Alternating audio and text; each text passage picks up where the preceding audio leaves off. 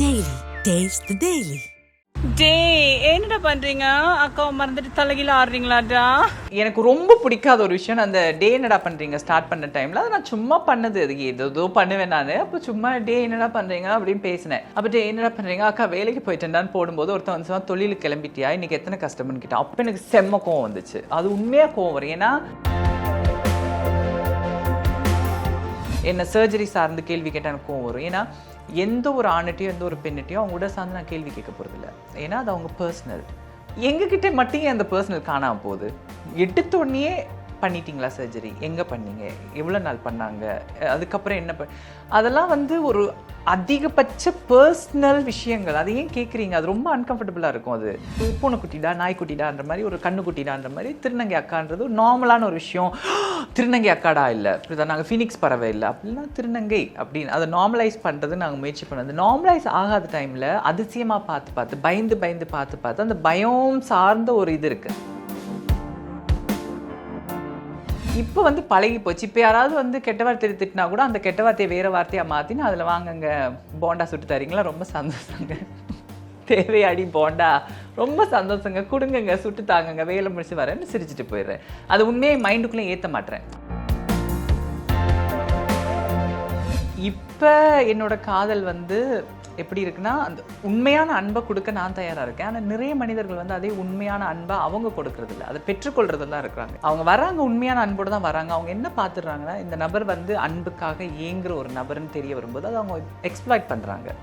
So நான் நாய்க்குட்டிக்கு biscuit போடுற மாதிரி நான் உனக்கு பிஸ்கெட் போடணுன்னா நீ எனக்கு அன்பாக இருக்கணும், நீ எனக்கு அடிமையாக இருக்கணும்னு நினைக்கிறாங்க. அது சரி வராதுல்ல. எவ்வளோ நாளைக்கு நம்ம வீட்டில் வளர்க்குற நாயே கொஞ்ச நேரம் நீங்கள் சாப்பாடு போராட்டி உரும்போம். அதுவும் அதோட கோவத்தை காட்ட தான் செய்யும். அப்போ மனுஷனாக இருக்கும்போது எங்களுக்கும் அது வரும் தானே. இப்போ அன்பா இந்த காதல் வந்து ஆரம்பிக்குதுல்ல, இது எங்கே வந்து இந்த பிரேக் ஆகுது? இது எந்த இடத்துல வந்து இந்த வந்து டக்குன்னு கட் ஆகுது? முதல்ல அவங்க என்ன சொல்லி வருவாங்கன்னா, நான் பார்த்த திருநங்கையிலே நீ தான் பெஸ்ட், நீ சிறந்து இருக்கிற, நீ வேலைக்கு போகிற, அதை பண்ண இது பண்ணேன்னு சொன்ன வாய் ரிலேஷன்ஷிப்பில் போய் அவங்க கண்ட்ரோலுக்குள்ளே நாங்கள் வந்தோடனே நீ ஒன்றும் வெட்டி கிழிக்க போகிறதில்ல, நீ வந்து இந்திரா காந்தி அளவுக்கு முன்னேற போகிறதில்ல, நீ வந்து வாயை மூடிட்டு நீ பேசி தான் இந்த இனத்துக்கு விடிவு வரணுமா, அந்த மாதிரி மாறிடும்.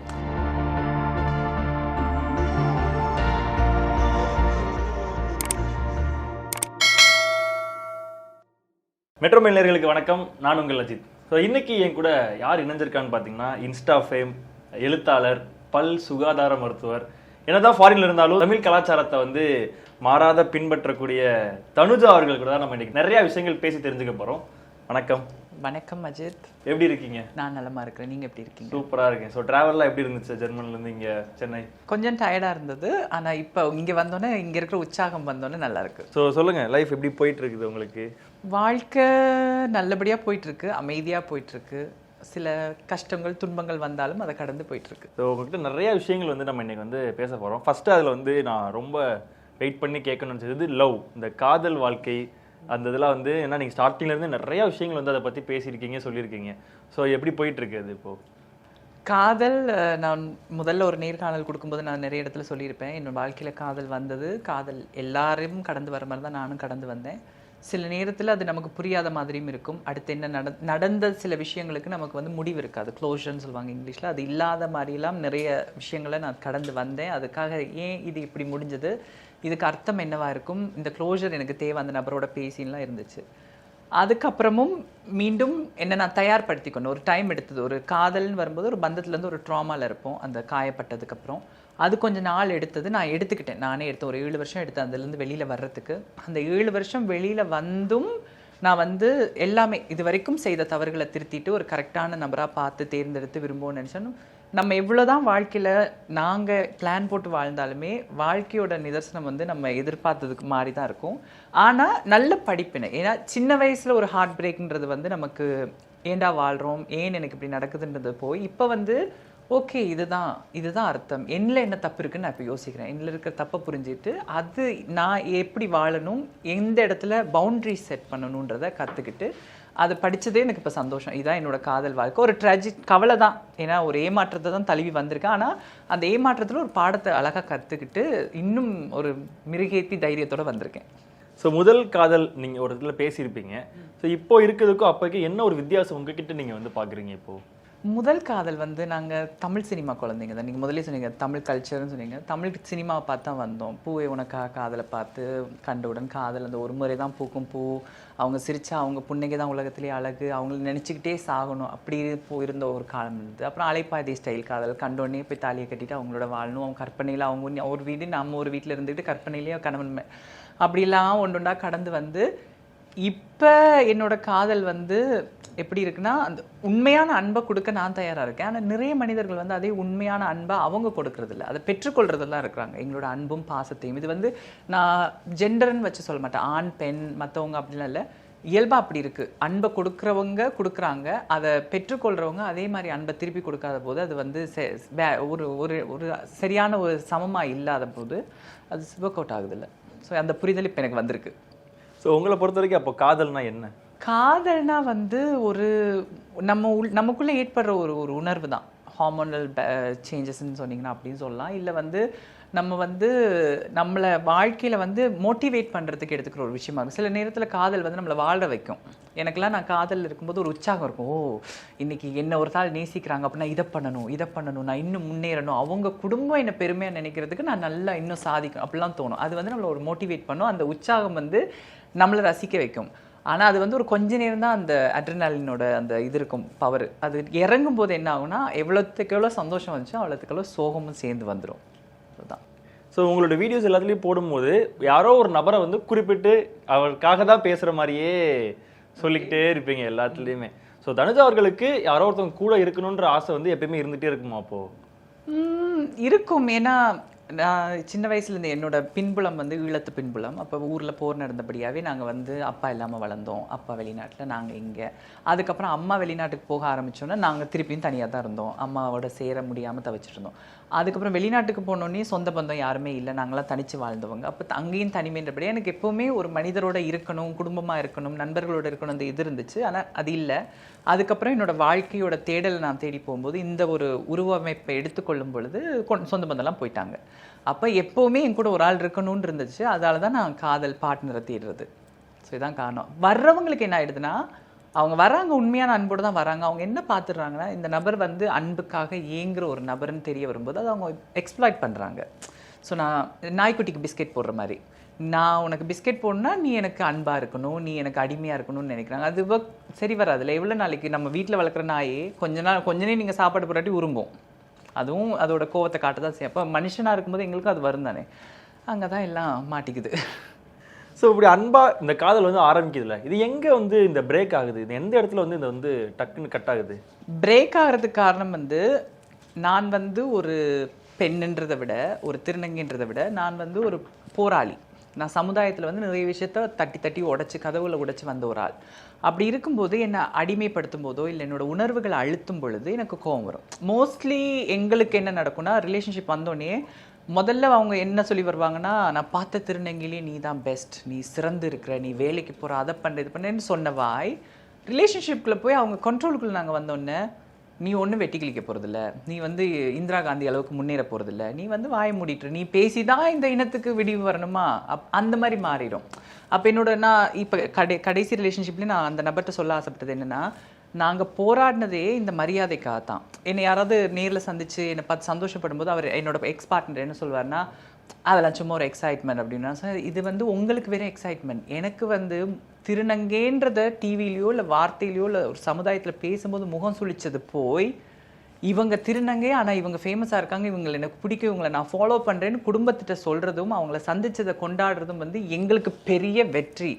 ஏன்னா ஒரு டிஸ்கஸ்டிங்காக பார்க்கப்பட்ட ஒரு விஷயத்தை நாங்கள் வந்து இன்றைக்கி ஒரு கொண்டாடுற விஷயமா மாற்றிருக்கோம். ஸோ அது எனக்கு கிடைக்கிற ஸ்டேட்மெண்ட். அதை நீங்கள் அப்படி கேவலமாக பேசக்கூடாதுன்னு சொல்கிறதுலாம் எங்களுக்கு நிறைய சண்டை வருது. இங்கே தான் பிரச்சனை ஆரம்பிக்குது. ஸோ அப்போ அந்த ஒரு டைம் பீரியடில் வந்து நீங்கள் மேக்ஸிமம் அதிகமாக வந்து ஒரு கூண்டுக்குள்ளே அடைக்கப்பட்ட மாதிரி தான் இருந்தீங்களா? ஆமாம் ஆமாம்.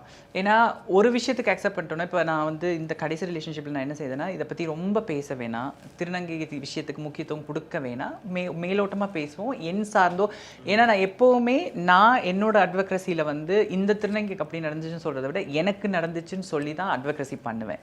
அப்போ என்னோட வாழ்க்கையை நான் வெளிச்சம் போட்டு காட்டணும். நான் நிறைய என் வாழ்க்கையில் வெளிச்சம் போட்டும் காட்டேன். அப்போ ரிலேஷன்ஷிப்பில் இருக்கும்போது அவங்க என்ன சொல்லுவாங்கன்னா, ஓகே நீ இதுக்கு முன்னாடி பண்ணது எனக்கு பிரச்சனை இல்லை, இப்போ நீ இதெல்லாம் சொல்ல வேண்டிய அவசியம் இல்லைன்னு போது என் வாய்க்கு பூட்டு விழுந்துருது.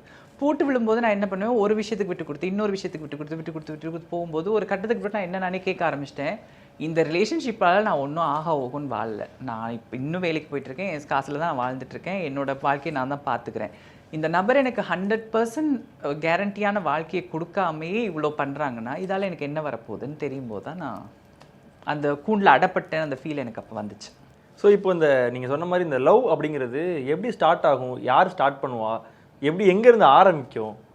மோஸ்ட்லி எங்களுக்கு எப்படின்னா அட்ராக்ட் ஆக்கப்படுவாங்க. திருநங்கைகளோட அந்த பெண் தன்மை வந்து எக்கச்சக்கமாக இருக்கும். அப்போ வந்து கண்டிப்பாக அது 2 எனர்ஜியில் மேஸ்குலின் எனர்ஜி ஃபெமினின் எனர்ஜின் போது திருநங்கை வந்து ரொம்ப ஃபெமினின் எனர்ஜியை காட்டும்போது ஒரு ஆணுக்கு அது ஈர்ப்பு வரத்தான் செய்யும். அதை நம்ம தடுக்கவே முடியாது. இப்போ சில ஆண்கள் வந்து என்ன பண்ணுவாங்க, சிந்திச்சு பார்த்துட்டு ஓகே இது நம்ம ஏமாற்றக்கூடாது, இல்லை சீரியஸாக நிறைய நல்ல ஆண்கள் இருக்காங்க. அவங்க அவாய்ட் பண்ணி போகிறதுக்கான காரணம் வந்து வெறுக்கிறாங்கன்னு இல்லை, அவங்கள காயப்படுத்தி இப்படி கஷ்டப்படுத்திட்டு அவங்க ஒதுங்கிடுவாங்க. சில ஆண்கள் வந்து சரி இறங்கி தான் பார்ப்போமே, ஒரு அட்வென்ச்சர் இவ்வளோ தூரம் போகுதுன்னு பார்த்துட்டு வந்து லவ் சொல்லுவாங்க. எல்லா திருநங்கைகளும் ஏற்றுக்கிறது இல்லை, துரத்தி விடுவோம் வேணாம்னு சொல்லுவோம். அவங்க துரத்தி வரும்போது தான் நாங்கள் ஓகே சொல்லுவோம். அது ஒவ்வொரு திருநங்கையோட வயசை பொறுத்துக்கு வச்சு இளம் திருநங்கையாக இருக்கிறவங்க வந்து ஸ்கூல் படிக்கும்போது காலேஜ் படிக்கும்போது ஓகே சொல்லுவாங்க. அவங்களுக்கு அந்த தொலைநோக்கு சிந்தனை இருக்காது. எங்களை மாதிரி இப்போ 30 கடந்தவங்க நாங்கள் என்ன யோசிக்கிறோன்னா, சரி கல்யாணம் பண்ணவராக இருந்தால் ஓகே, ஏன்னா அவர் ஏற்கனவே கல்யாணம் பண்ணிட்டார், அவருக்கு இழக்கிறதுக்கு ஒன்றுமே இல்லை, அவருக்கு ஏற்கனவே குழந்தை இருக்குது, வைஃபோட சந்தோஷமாக இல்லாட்டி கடைசி பிற்காலத்தில் என்னோட இருக்கலாம், அவருக்கு வாரிசு இருக்குன்னு நினச்சி நாங்கள் போய் விழுகிறவங்களும் இருக்கோம். அப்படி விழுந்தும் கடைசி அடின்றது ஒன்று தான். இளம் திருநங்கை இருந்தாலும் சரி வயசான திருநங்கை அடி ஒரே அடி தான், பழகி போச்சு. ஸோ இதுக்கப்புறம் அந்த ஒரு காதல் ஆசையோ திருமண ஆசையோ இன்னும் உங்களுக்கு இருக்கா? இப்போ இருக்கு. நான் தான் சொன்னேன், நான் வந்து படிச்சுட்டேன்னு இப்போ சொன்னேன். அந்த படிப்பினை வந்து இதே ஒரு 7 வருஷத்துக்கு முன்னாடி என்ன கேட்டிருந்தீங்கன்னா முழுக்க நெகட்டிவாக இருந்திருப்பேன். ஆண்களை நோக்கியோ சரி சமுதாயத்தை நோக்கியோ சரி நெகட்டிவாக தான் கக்கியிருப்பேன். இப்போ நான் என்ன யோசிக்கிறேன்னா, என்ன நிறைய தவறு இருந்துச்சு. நான் 100% ஒரு நபருக்கு முக்கியத்துவம் கொடுத்துருக்கக்கூடாது, நான் அதை கொடுத்தேன். 100% ஒரு நபர் தான் எனக்கு பாதுகாப்புன்னு நான் நினச்சிருக்கவும் கூடாது. நான் என்ன பண்ணியிருக்கேன், அவங்களுக்கு தேவையான அவங்க கொடுத்த அட்டென்ஷனுக்கு நான் திருப்பி அட்டென்ஷன் கொடுத்தேன். என் வாழ்க்கையை நான் பார்த்துருந்தேன்னா மேபி அவங்க என்கிட்ட தொங்கிட்டே இருந்திருப்பாங்க. நான் முழுக்க அப்படியே இந்த சத்யவான் சாவித்திரி மாதிரி ஃபுல்லாக கண்மூடித்தனமாக நம்பினது என்னோட தப்பு.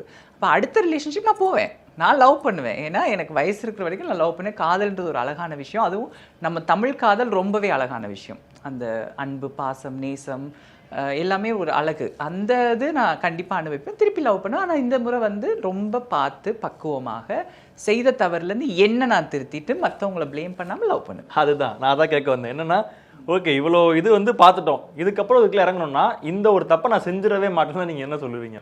நம்புறது, கண்மூடித்தனமாக நம்புறதை பண்ண மாட்டேன். 2வது முக்கியத்துவம் கொடுக்குறது. இப்போ நான் சின்ன வயசுலேருந்தே நான் சொன்ன மாதிரி தான், நாங்கள் திருநங்கையாக இருக்கிறதால எங்களை குடும்பம் வந்து ரொம்ப ஆண் குழந்தைக்கும் பெண் குழந்தைக்கும் கொடுத்த முக்கியத்துவத்தை எங்களுக்கு கொடுக்க மாட்டாங்க. அது எவ்வளோதான் பெற்றோர்கள் நடித்தாலுமே அவங்களுக்கு சின்ன வயசுலேயே தெரிஞ்ச அந்த கோழி குஞ்சு ஃபேக்ட்ரியில் வந்து நீங்கள் பார்த்துருப்பீங்க, இந்த சோஷியல் மீடியாலாம் வரும். ஆண் கோழி குஞ்சை பார்த்து என்ன பண்ணுவாங்க, மிஷினில் போட்டு அரைச்சிருவாங்க, ஏன்னா அது யூஸ்லெஸ்ன்னு சொல்லி. பெண் கோழி குஞ்சு முட்டை போடணும். எப்படி அந்த ஃபேக்ட்ரியிலே பிரிக்கிறாங்களோ, நாங்கள் பிறந்தோடனே வீட்டில் ஒரு 4-5 சிப்ளிங்ஸ் இருக்காங்கன்னா அவங்க பெற்றோருக்கு தெரிஞ்சிடும், இவங்க திருநங்கினோடனே எங்களை என்ன பண்ணிடுவாங்க, அது இது வேஸ்ட்டுன்ற மாதிரி ஒதுக்கிடுவாங்க. ஒதுக்கி தான் 3ஆம் தர 4ஆவது தர குடிமகர மாதிரி தான் நடத்துவாங்க எங்களை வீட்லேயே. ஒரே ஒரு பிள்ளையாக பிறந்த திருநங்கைக்கு மட்டும்தான் அந்த ராஜ மரியாதை இருக்கும். மற்றபடி இந்த 5-6 சகோதரங்களை பிறந்த எல்லாருக்கும் இதே மரியாதை தான். நாங்கள் உழைச்சி அந்த ரெக்கக்னேஷன், வேலிடேஷன் இங்கிலீஷில் சொல்லுவாங்க, அது தேடுவோம் நாங்கள். இன்னைக்கு கூட ஒருத்தங்கள்ட்ட சொல்லிட்டு வந்தேன், பட்டுப்புடவை எவ்வளோ தான் வாங்கி கொடுத்தாலுமே கூட நாங்கள் கொடுக்குறத விட அந்த மற்ற அண்ணனோ தங்கச்சியோ வாங்கி கொடுக்குறது தான் அவங்களுக்கு ரொம்ப முக்கியமாக படும். அப்போ வீட்லேயே நாங்கள் அந்த வேலிடேஷனை தேடி என்னை ரெக்கக்னைஸ் பண்ணல, வீட்டில் எனக்கு அந்த அன்பு கிடைக்கல, நான் எவ்வளோ செஞ்சுமே என்னை மதிக்க மாட்டுறாங்க, அந்த வழி எங்களுக்கு இருக்கிறதால ஒரு ஆண் எங்கள் வாழ்க்கைக்குள்ளே வரும்போது திருப்பி அதை 40 மடங்கு அந்த ஆண்கிட்ட செய்வோம். ஏன்னா நாங்கள் அதை தான் பழகிட்டோம் வீட்லேயே. நீ 100 கொடு, அவங்க 1% கொடுப்பாங்க, அது எங்களுக்கு பழகி போச்சு. ஸோ நாங்கள் அதை செய்ய வர்றவங்களை என்ன நினைப்பாங்கன்னா, ஓ இவங்க நம்மளை நல்லா பார்த்துக்குறாங்க, இது பேக் மாதிரி இருக்குது, ஸோ நம்ம கொஞ்சம் நாய் மாதிரி நடத்தினா கூட இது நம்மளை தொங்குதேன்ற அந்த ஃபீல் வந்துடுது. அதை இப்போ நான் படித்தபடியாக இனி நான் 100 கொடுக்க மாட்டேன், நீங்கள் கொடுக்குற அந்த 1 நான் திருப்பி கொடுப்பேன். இதைத்தான் நான் கற்றுக்கிட்டேன் வாழ்க்கையில். இது வந்து நான் சொன்ன மாதிரி என்னோட ஒட்டுமொத்த வாழ்க்கை பயணத்துக்கே எனக்கு இது ஒரு பாடமாக அமைஞ்சது இந்த ரிலேஷன்ஷிப். நீங்கள் இப்போ இன்ஸ்டாகிராமில் நிறைய வீடியோஸ் போடுறீங்க, நல்லா ட்ரெண்டிங்கில் போயிட்டு இருக்கீங்க, எல்லா வீடியோஸுமே செம்மையாக போகுது, உங்களுக்கு ஒரு தனி ஃபேன்ஸ், உங்களோட வாய்ஸே இப்போ நிறைய பேர் வந்து பேசி அதை போடுறாங்க, நீங்களே அதெல்லாம் டேக் பண்ணுறீங்களா, அதெல்லாம் பார்க்கும்போது எப்படி இருக்கு? இப்போ சந்தோஷமாக இருக்குது. அதை நான் சொன்ன மாதிரி நான் வந்து எப்படின்னா எல்லா பக்கத்தாலையும் நான் பார்க்குறேன். ஏன்னா என்னால் நல்ல அழகாக தூய தமிழ்லையும் பேசி வயசான க்ரௌடையும் கவர் பண்ண முடியும், அதை நான் பண்ணிட்டேன். நான் என்னை பொறுத்த வரைக்கும் நான் ஜெயிச்சுட்டா மட்டும் இல்லை, நிறைய திருநங்கை அதை பண்ணிட்டாங்க. இப்போ வந்து மூத்த ஜென்ரேஷனுக்கு வந்து எங்களை மதிக்கணும், எங்களை வரவேற்கணுன்றதை சாதிச்சிட்டோம். இப்போ இளம் தலைமுறையினருக்கு அதை நார்மலைஸ் பண்ணணும். இப்போ நாங்கள் இருக்கிறத நார்மலைஸ் பண்ணி, இது வந்து கிண்டல் கேலி ஆகாமல் எங்களை வந்து ஒரு நார்மல், அப்படி ஒரு அக்கா இருக்காங்கடா எங்கள் ஏரியா அப்படி ஆக்கணுன்றதுக்காக தான் நாங்கள் வேணும்னு அவங்க ஃபோனுக்குள்ளே போய்கிட்டு இருக்கோம். ஸோ அதுக்கு தான் நான் பண்ணிட்டு இருக்கேன். எனக்கு ரொம்ப சந்தோஷமாக இப்போ, ஏன்னா பேச்சு பொருள் ஆகிறோம்ல. என்னை பற்றி பேசும்போதோ என்னடா பண்ணுறீங்க அக்கான்னு பேசும்போது, காலேஜில் ஒரு 5 பையன் பேசும்போது அந்த அக்கா இப்படி மெடிக்கல் துறையில் இருக்காங்க அப்படி இருக்காங்க அப்படின்னு வரும்போது அவங்களுக்கு ஒரு மரியாதையும் சேர்ந்து வருது. அப்போ என்னோட இனத்துக்கும் ஒரு பெருமை வந்துடுது. அதைத்தான் நான் பண்ணிட்டு இருக்கேன். எனக்கு ஒரு சந்தோஷம் தான். அதான் நான் யாராவது என்னை பற்றி என்ன மாதிரி பேசினாலும் டேக் பண்ணி போகிறது வந்து நார்மலைஸ் ஆகணும். இந்த விஷயம் திருநங்கையாக இருக்கிறது வந்து ஒரு புதினம் இல்லை, ஒரு 10 பேர் எட்டி பார்க்க வேண்டிய விஷயம் இல்லை, சாதாரண விஷயம். அது வந்து சந்தோஷமாக இருக்குது எனக்கு. ஸோ இப்போ வந்து தனுஜா அவர்கள் அப்படின்னா அவருக்குன்னு ஒரு தனியாக ஒரு இடம், மரியாதை இருக்குது, ஃபேன்ஸ் ஃபாலோவர்ஸ் இருக்காங்க, எல்லாமே இருக்காங்க. ஆரம்பத்தில் தனுஜா அவர்கள் ஃபேஸ் பண்ண ஒரு ட்ராஜடியாக இருக்கட்டும், இல்லை ஒரு சில விஷயங்கள் இன்னும் வரைக்கும் மறக்க முடியாத ஒன்று இருக்குது அப்படின்னா என்ன? நிறைய இருக்குது. நிறைய குடும்பம் கைவிட்டதான் என்னால் இன்னைக்கு வரைக்கும். எனக்கு அதான் சொன்னேன், இந்த ரிலேஷன்ஷிப் வரைக்குமே எனக்கு யோசிக்க வைக்கிறேன் என்னோட குடும்பம் என்ன கைவிட்டதான். அது ஏன்னு எனக்கும் தெரியல. மேபி நம்மளோட சமுதாயம், இந்த ஆண் ஆதிக்க சமுதாயம், இல்லை ஆண் குழந்தைகளை கொண்டாடுற சமுதாயத்தில் பெண்ணுக்கே இடமில்லை. அதெல்லாம் ரொம்ப வருஷத்துக்கு அப்புறம் தான் புரிஞ்சுக்கிட்டேன். பெண்களையே இங்கே வந்து 2ஆம் தர குடிமகராக தான் நடத்துகிறாங்க. வீட்டில் வந்து ஆண் குழந்தைக்கு சுட சுட சோறு போடுறதும், பெண் குழந்தைக்கு நேற்று வச்சு சாப்பாடை கொடுக்குறதும், அதெல்லாம் பார்க்கும்போது எனக்கு அதுதான் ரொம்ப கஷ்டமாக இருந்தது. இந்த வீடு ஏன் எங்களை இப்படி நடத்திருச்சுன்ற ஒரு கவலை இருந்துச்சு. அது இன்னைக்கு வரைக்குமே எனக்கு அந்த வடு போல. நான் முடிஞ்ச அளவுக்கு மன்னிக்க ட்ரை பண்ணுறேன். நாங்கள் யாரையும் குறை சொல்ல எனக்கு இஷ்டம் இல்லை. ஏன்னா நான் குடும்பத்தை ரொம்ப குறை சொல்லிட்டேன். அதுவே பெரிய குறையாகவும் எனக்கு வந்து சேர்ந்துருச்சு. என்னை எப்போ பார்த்தாலும் நீ எங்கே போனாலும் எங்களை குறை சொல்கிறேன்னு. ஆனால் இப்போ அவங்கள நான் குறை சொல்ல ஆசைப்படல, எனக்கு நான் மருந்து போட ஆசைப்பட்றேன். அதுதான் எனக்கு இன்னுமே ஆறாத காயாதான். ஏன்னா ஒரு சின்ன சம்பவம் சொல்கிறேன், இதுவும் வந்து நாளைக்கு விஷமாக தான் போய் முடியும். பட் இருந்தாலும் சொல்லணும், ஏன்னா அதை காயப்படுத்துகிறவங்களுக்கு புரியணும். என்னோட குடும்பத்தில் ஒருத்தவங்களோட கல்யாணத்துக்கு கூப்பிடுறாங்க. நான் திருநங்கையாக மாறி ஒரு 11 வருஷத்துக்கு அப்புறம் தான் அந்த ஃபங்க்ஷனுக்கு கூப்பிடுறாங்க. அப்போ நான் போகிறேன். அப்போவும் நான் வந்து 6 மாதமாக சண்டை நடக்குது, நான் வரமாட்டேன். ஏன்னா எனக்கு தெரியும் ஒரு கஷ்டம் வரும்னு. அப்போ சரி ஓகேன்ட்டு வர சொல்லி என்னை ஃபோர்ஸ் பண்ணி வர சொல்லி போகிறேன். அங்கே போனோடனே என் சொந்த பந்தம்லாம் 11 வருஷத்துக்கு அப்புறம் என்னை பார்க்குறாங்க. ஏன்னா அவ்வளோ வரைக்கும் தலைமறைவாக தான் வாழ்ந்துட்டு இருந்தேன், எங்கேயும் என்னை காட்டாமல். அப்போ எல்லாரும் என்கிட்ட பேச வரும்போது எங்கள் அண்ணன் என்னை கூப்பிட்டு அடக்கி வாசின்னு ஒரு வார்த்தை சொன்னான். அவன் என்ன அர்த்தத்தில் சொன்னான்னு எனக்கு தெரியுது. பேசிக்கலி என்னென்னா, நீ வந்தால் அமைதியாக இருட்டில் நின்றுட்டு ஷேடோவில் இருந்துட்டு போ, நீ வந்ததும் தெரியக்கூட போகணும் தெரியும், அந்த மாதிரி இருந்து தான் சொன்னான். அதுக்கப்புறம் அவர் வேற ஒரு அர்த்தம் சொன்னாலும் அந்த வார்த்தை என்னை ரொம்ப சுற்றுச்சு. அந்த அடக்கி வாசின்றது என்னை எல்லாருமே ஏற்றுக்கிறாங்க, சந்தோஷப்பட்டு கொண்டாடுறாங்க. அப்போ நான் ஃபேமஸும் இல்லை, நார்மலாக இருந்த டைம் தான். அப்போ கொண்டாடும் போதே நீங்கள் அடக்கி வாசிங்கன்னு அமுக்கும்போது அதை டம்ப் பண்ணுறீங்களா, அது வந்து என்னை ரொம்ப காயப்படுத்தினால இன்னைக்கு வரைக்கும் அதெல்லாம் இருக்குது. சின்ன வார்த்தை தான், ஆனால் நமக்கு அது வந்து பெரிய காயம். அது வந்து 1 வருஷம் 2 வருஷம் இல்லை, 11 வருஷம் தவம் கிடந்து அதுலேருந்து வெளியில் வந்தோம் அடக்கி வாசி டொம்முன்னு மண்டியில் குடினா எப்படி இருக்கும், அப்படி தான் இருக்குது. ஸோ நீங்கள் சொன்ன மாதிரி இந்த ஆணாதிக்கம் அப்படிங்கிறது சொல்கிறீங்களே, அது இப்போ வரைக்கும் அது வந்து தொடர்ந்துக்கிட்டே தான் இருக்கா நம்ம சமூகத்தில்? ஏன்னா நிறைய மாற்றங்கள் வந்துருச்சு, பெண்களுக்கான இது அதுன்னு சொல்லிட்டு நிறைய கொண்டு வந்துட்டாங்க. இப்போ பெண்கள் நிறைய இடத்துல வந்துட்டாங்கல்ல, ஆனால் அந்த ஆணாதிக்கம் அப்படிங்கிறது நீங்கள் இன்னும் பார்த்துட்டு தான் இருக்கீங்களா? அப்போ ஆமாம், நீங்கள் நல்லா பாருங்கள். நாங்கள் வந்து கஷ்டப்பட்டு சாரி கட்டுவோம். இப்போ நாங்கள் வெளிநாட்டில் இருக்கோம், நிறைய பெண்கள் இப்போ மலேசியா, சிங்கப்பூர், தமிழ் வம்சாவளி இருக்காங்க, சவுத் ஆஃப்ரிக்காவில் இருக்காங்க, யூரோப்பில் புலம்பெயர்ந்து போனவங்களாம் இருக்காங்க. எல்லாம் கோயிலுக்கு போனால் புடவை தான் கட்டுவாங்க. ஆனால் ஆண்கள் எத்தனை பேர் வேட்டி கட்டி டிக்டாக்கோ இல்லை ரீல்ஸோ பண்ணிகிட்டு இருக்காங்க? இல்லை. அப்போ அந்த புடவை கஷ்டப்பட்டு ஒரு பொண்ணு ப்ளவுஸ் தச்சு அந்த மேக்கப் பண்ணி வந்தால் கூட அதெல்லாம் இந்த பொண்ணு இல்லை மலேசியாவில் இருந்தாலும் நல்லா புடவை கட்டுதுன்னு சொல்கிறத விட்டுட்டு உன் ப்ளவுஸ் சரியில்லை, நீ ஏன் லிப்ஸ்டிக் போட்டு, இது ஒரு ஆதிக்க புத்தி தானே. இது ஏன் ஒரு ஆணோட வீடியோ கீழே போய் போட மாட்டீங்க? நீ வந்து ஏன் வேட்டி கட்டிட்டு, இந்த கருத்து நல்லா இருக்குது ஆனால் வேட்டி கட்டிட்டு நீ ஏன் சொல்லலைன்னு சொல்ல மாட்டீங்க? துண்டு ஏன் போட மாட்டேன்னு கேட்க மாட்டீங்க? எங்களுக்கு இது மட்டும் இல்லை, பொட்டு ஏன் வைக்கலன்னு கேட்பாங்க, செயின் ஏன் போடலேன்னு வாங்க, மோதிரம் ஏன் போடலேன்னு வாங்க. எங்கேயாவது எங்கள் தாத்தால வந்தனாதான் எல்லாத்தையும் சொல்லுவேங்க. ஆக்சுவலாக இதை வந்து நீங்கள் ஆண் ஆதிக்கம்னு சொல்லாம பெண்களை அவங்க வந்து ரசிக்கிறாங்க அப்படி சொல்லி ரசனைன்னு சொல்ல முடியாது, ஆதிக்கம் தான். ஏன்னா ஒரு பெண் அவள் எப்படி இருக்கணும் அவள் தான் முடிவெடுக்கணும். இப்போ நானும் அப்படித்தான். என்னோட வீடியோ நீங்கள் பார்த்தீங்கன்னா என்றைக்குமே இதே புடவைலாம் இருக்க மாட்டேன். நான் ஜீன்ஸ் போடுவேன், ஷார்ட்ஸ் போடுவேன், எல்லாம் போடுவேன். அது என்னுடைய விருப்பம், என்னோட ஃப்ரீடத்தை நான் தான் முடிவெடுக்கணும். எந்த இடத்துல அப்போ இன்னொரு ஆள் முடிவெடுக்கும். அப்போ எங்கேருந்து வருது அவங்களுக்கு இந்த புத்தி? அடுத்தது ஒரு பெண் சுதந்திரமாக இருக்கும்போது வர்ற கெட்ட வார்த்தைகள் கமெண்ட்லாம் பார்த்தீங்கன்னா காது கொடுத்து கூட கேட்க முடியாத மாதிரி வரும். ஒரு ஆண் சுதந்திரமாக இருக்கும்போது அந்த மாதிரி வார்த்தை வர மாட்டேங்குது. அந்த பாலியல் சார்ந்து அந்த மாதிரி தான் திட்டு விழுகுது பெண்களுக்கு. நான் நினச்சேன் முதல்ல எங்கள் திருநங்கைக்கு தான் பெண்களுக்கே அதான் சொல்கிறாங்க, பாலியல் சார்ந்து ஒரு பாலியல் தொழிலாளியாக தான் ஒரு பெண்ணை பார்த்தே திட்டுறாங்க. அது ஒரு ஆணுக்கு அப்படி நடக்கிறது இல்லையே. ஆண் திட்டும்போது கூட அவங்க அம்மாவை தான் திட்டுவாங்க. அப்போ இது ஆணாதிக்க புத்தி தானே. நான் ஏதோ இன்னொன்னு சொல்லிக்கிறேன், எங்கள் தாத்தா வந்து நல்லா பட்டு அடிப்பார், 4 விரல்ல வச்சு விபூதி அடிச்சு தான் வெளியில் போவார். இங்கே எத்தனை ஆம்பளை அப்படி போயிட்டு இருக்காங்க? இல்லையே. ஆனால் பெண்கள் இன்னும் அதே குங்குமம் நெத்தியில் வகுடில் வச்சுட்டு தான் இருக்காங்க. இப்போ இது அந்த இந்த இந்த கட்டமைப்பு தப்பு தான். ஆனால் இது இன்ன வரைக்கும் நம்ம நாட்டில் வந்து தொடர்ந்துட்டு தான் இருக்கு. அப்போ நம்ம நாட்டில் மட்டும் இல்லை, அதான் நான் சொல்கிறது, வெளிநாட்டிலேயே ஒரு ஃபங்க்ஷனுக்கு ஒரு பொண்ணு சாரி கட்டிட்டு வர்றேன்னா அது பெரிய பிரச்சனை ஆகுது, ஒரு பெரிய இஷ்யூ ஆகுது. அந்தளவுக்கு வெளிநாடு வரைக்கும் இந்த பிரச்சனை இருக்குது. ஸோ அதே மாதிரி நீங்கள் சொன்ன மாதிரி இந்த பேட் கமெண்ட்ஸ் அப்படின்றது ஸ்டில் இன்ன வரைக்கும் உங்களோட வீடியோஸாக இருக்கட்டும் இல்லை ஏதோ ஒரு இதில் அங்கங்கே வந்துட்டே தான் இருக்குது. ஸோ அதை நீங்கள் எப்படி பார்க்குறீங்க? அதெல்லாம் எப்படி கடந்து வந்தீங்க அந்த டைமில்? முதல்ல ரொம்ப வலிக்கும். முதல்ல வந்து நாங்கள் சோஷியல் மீடியாவில் ரொம்ப ஃபேமஸ் ஆகக்கூடாதுன்னு ஆசைப்பட்டதே வந்து இதால் தான். ஏன்னா இந்த பேட் கமெண்ட்ஸ் வந்து ரொம்ப தாங்க முடியாமல் இருக்கும். அதுக்கப்புறம் ஒரு கட்டத்துக்கு பிறகு நானாக விருப்பப்பட்டு ஃபேமஸ் ஆகல, ஒரு டாக்குமெண்ட்ரி மூலமா ஃபேமஸ் ஆனேன். அப்போ வந்து நிறைய குட் கமெண்ட்ஸ் வந்து ஒரு சில பேட் கமெண்ட்ஸ் வரும்போது அது ஓகே, ப்ளஸ் அண்ட் மைனஸ் ஆனபடியா ஓகே, இந்த பக்கம் நிறைய ப்ளஸ் விழுந்து இங்கே 2 அடி விழுந்தா ஓகேன்னு இருந்தேன். அதுக்கப்புறம் என்ன ஆயிடுச்சுன்னா, ஒரு சில பேட் கமெண்ட்ஸ் ஏற்றுக்கவே முடியாது, கோவம் வரும், கொந்தளிப்பேன், கத்த ஆரம்பித்தேன். இப்போ இந்த 8-9 வருஷத்துக்கிட்ட இந்த சோஷியல் மீடியாலேயே பயணிச்சு அடிமையில் அடியை வாங்கி பீரங்கி அளவு வெடிகுண்டெல்லாம் வாங்கி அடிபட்டு சில நேரம் 1 வாரம் 2 வாரம்லாம் சோஷியல் மீடியாவுக்குள்ளே வராமலாம் தலைமறைவாக சுற்றி இருக்கேன் நான் அந்த வழியால். இப்போ வந்து பழகி போச்சு. இப்போ யாராவது வந்து கெட்ட வார்த்தை திட்டினா கூட அந்த கெட்ட வார்த்தையை வேறு வார்த்தையாக மாற்றின்னு அதில் வாங்கங்க போண்டா சுட்டு தரீங்களா, ரொம்ப சந்தோஷங்க, தேவையாடி போண்டா, ரொம்ப சந்தோஷங்க, கொடுங்கங்க, சுட்டு தாங்கங்க, வேலை முடிச்சு வரேன்னு சிரிச்சுட்டு போயிடுறேன்.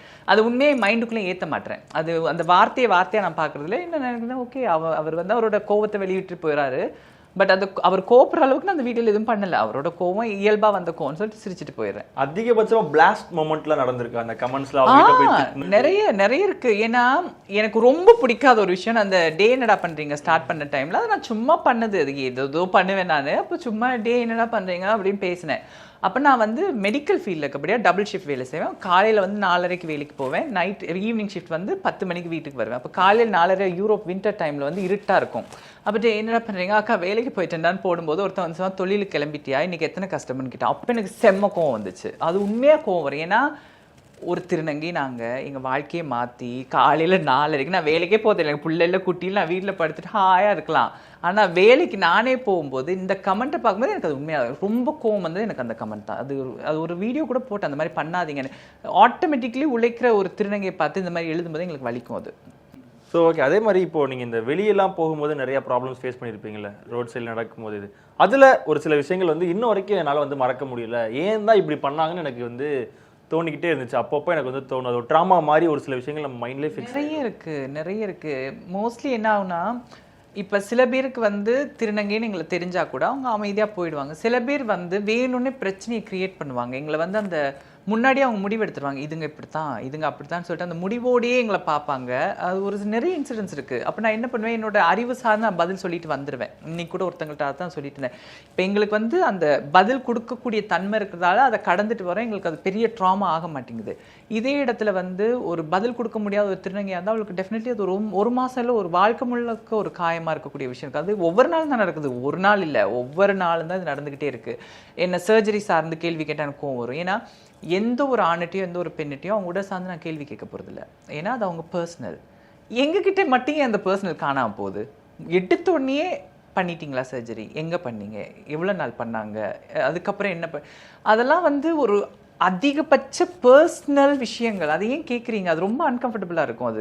அது மக்கள் புரிஞ்சு அது ரொம்ப எனக்கு ட்ராமடைசிங். எனக்கு இப்போ கொஞ்ச நாள் ஈவெண்ட்டுக்கு போக ஆரம்பித்தேன் யூரோப் தமிழர்கள், ஈழத்து தமிழர்கள் என்னை அங்கீகரித்து இப்போ நிறைய ஈவெண்ட்டுக்கெலாம் கூப்பிட்றாங்க. அங்கே போனால் எனக்கு வாழ்க்கையே வருது. உண்மையாக நான் 1 வாரம் அதுலேருந்து எந்திரிக்க ரொம்ப கஷ்டப்படுவேன். அங்கே போனாலும் இதே தான், எங்கே சர்ஜரி பண்ணி என்ன. நான் சில பேருக்கு சொல்லி, எப்பா நான் 15 வருஷம் ஆச்சு, நான் மாறி நேற்று மாறல, எனக்கு இந்த 15 வருஷமாக சொன்ன கதையை திருப்பி சொல்ல முடியாது, யூடியூப்பில் போய் பாருங்கடான்னு சொல்லிட்டு வந்துடுவேன். ஸோ அது ரொம்ப ரொம்ப கஷ்டம். தயவுசெய்து பண்ணாதீங்க மக்களே, விட்டுருங்க, அது கேட்காதீங்க. அது ரொம்ப என்ன சொல்கிறது, அதெல்லாம் ட்ராமடைசிங் தான். அது நடந்துக்கிட்டே தான் இன்னும் நடக்குது.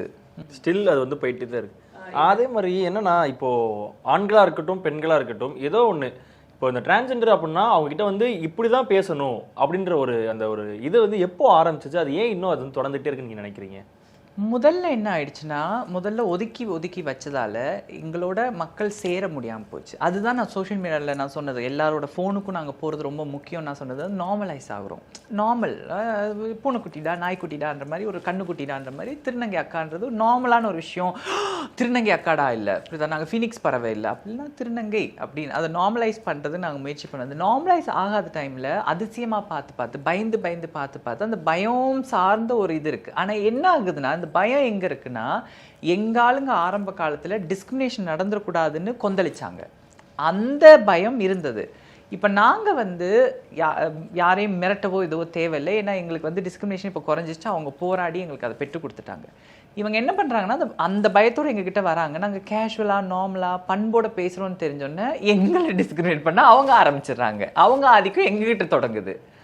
அப்போ எனக்கு மோஸ்ட்லி என்ன பிரச்சனைனா, இந்த இடத்துல நான் கொந்தளிச்சா அந்த நபருக்கு லைஃப் லாங் திருநங்கை மீது ஒரு வெறுப்பு வந்துடும்.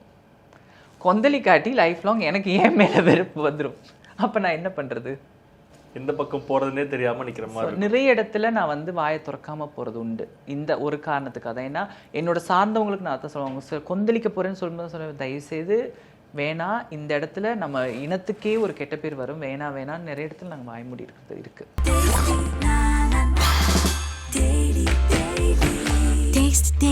Taste the Daily.